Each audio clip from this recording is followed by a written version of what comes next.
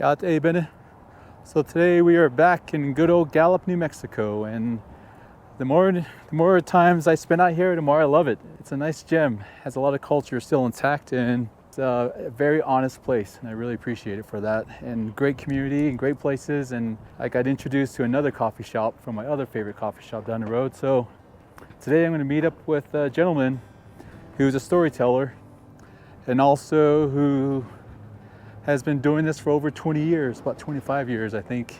And he's been sharing his stories. And I'm really looking forward to what we're going to hear today. Let's keep on doing this.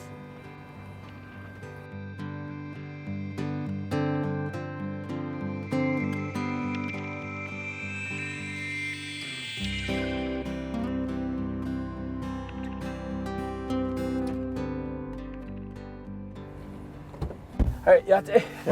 I appreciate you coming out here. This will be a little different because it's pretty chilly outside. We don't want to freeze, so we're going to take a drive and we're going to listen to Mr. Harvey here. Good morning. Yate bene, nejone bene, she ya bet anisle. Although na khay dine basichin, kentle chi ni ida se che do thatnes da ne ida se nada.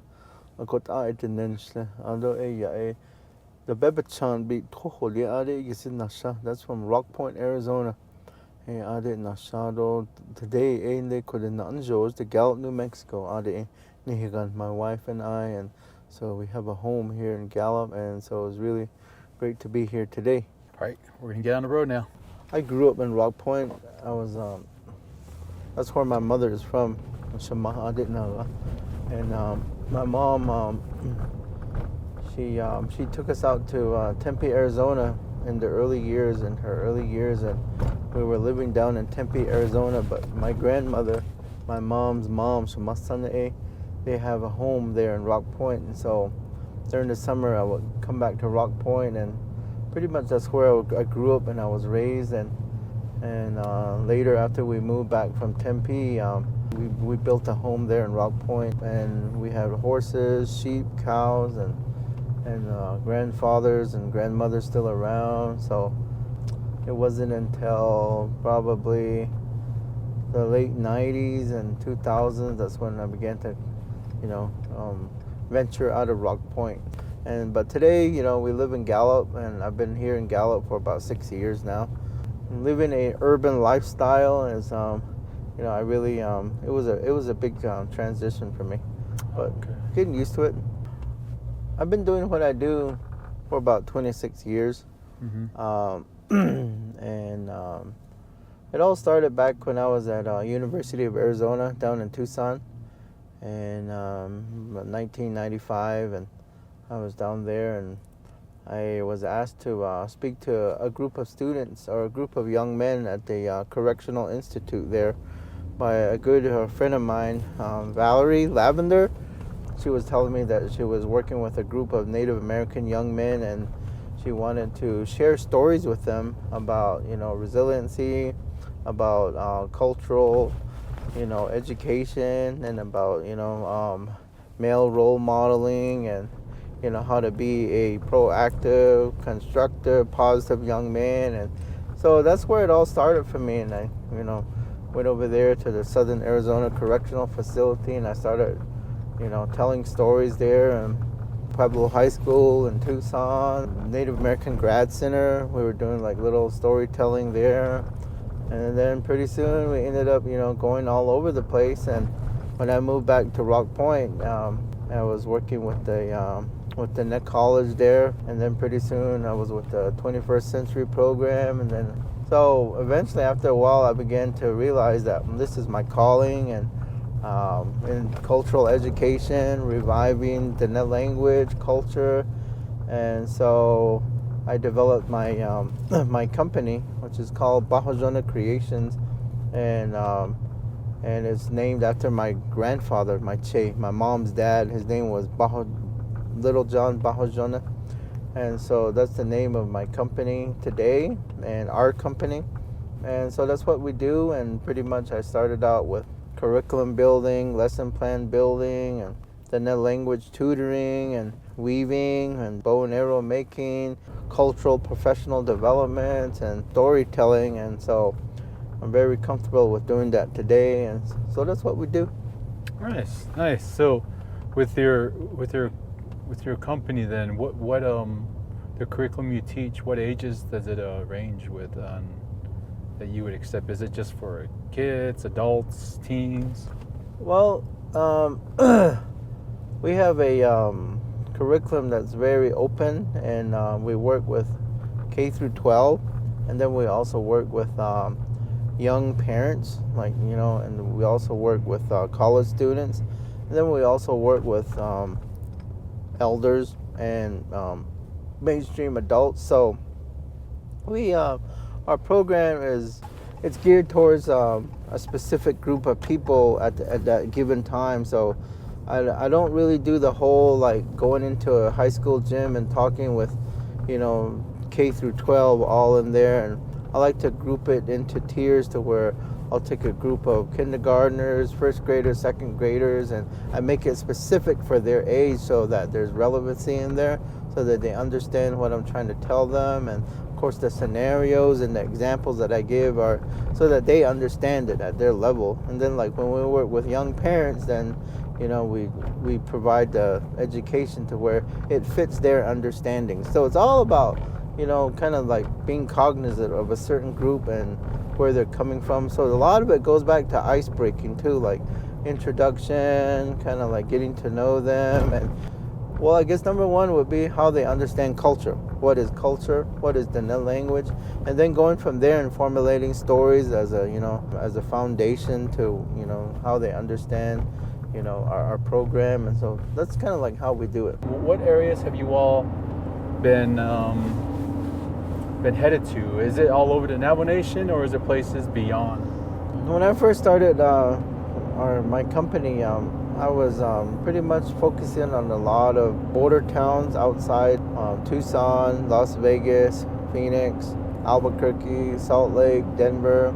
Eventually started to kind of re-centralize that and came back to the Navajo Nation and tried to work with more schools, more programs, and so I understand that there's territorial, kind of like there's people already that have certain influence on certain communities. And so when you go into some of these different communities, it seems like you're stepping on toes, and that there was already somebody there that's kind of like the community educator. And so when we go into different communities, I always try to give a little bit of credit to some of the people that are already there in those communities that are educating those communities, and kind of give a little shout out to them. And so that way I'm not stepping on any toes. And a lot of times I think most of the border towns like Albuquerque, Flagstaff, Phoenix, that's where a lot of the children need it the most. I see it that way sometimes because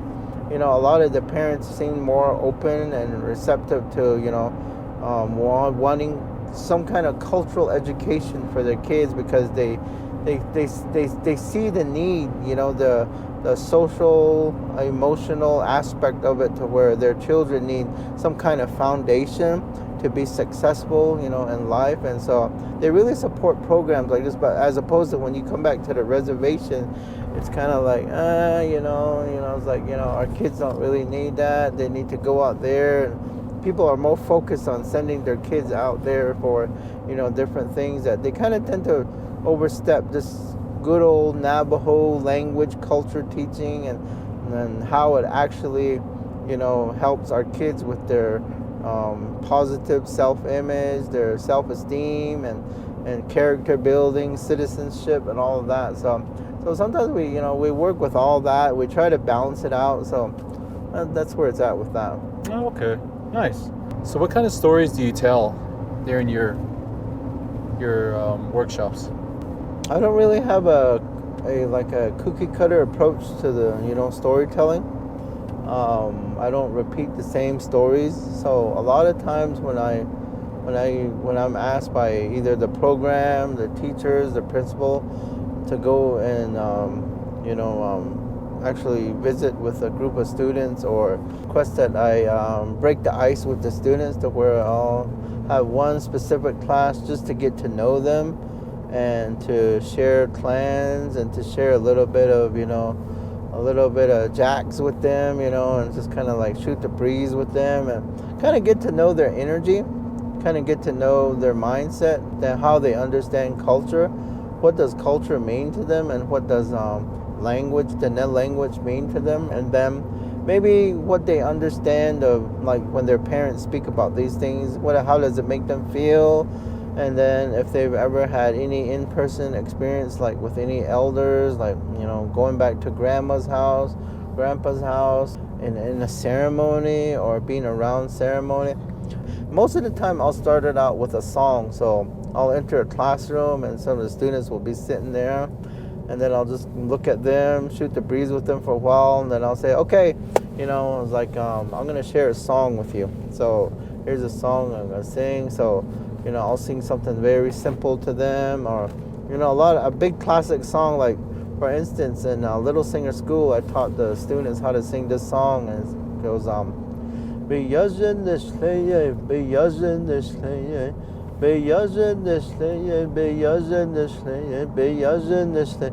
And so, I sang it in front of them, and pretty soon, like halfway through the song, you can hear a lot of these students, especially the younger grades, they start to hum along. And it's really beautiful because you actually hear them. And by the end of the song, they're like, Mr. Harvey, can you sing another one? We really like it. What is that one talking about? Right there, that's your ticket. It's like when they ask that question, what is that song talking about? What does it mean? And then I'll go into there with a story to kind of back up that song that parallels that song, and I'll be able. So that's when it opens the gate for them, and it kind of like allows them to enter my realm. And so I had to gain their respect first. I had to gain their trust first. So a lot of that is done through songs. That's why we have songs. We have begin, and then and so that allows our children to think about things, and it allows them to process their understandings, and then it allows them to, I guess, get that confidence to actually ask a question.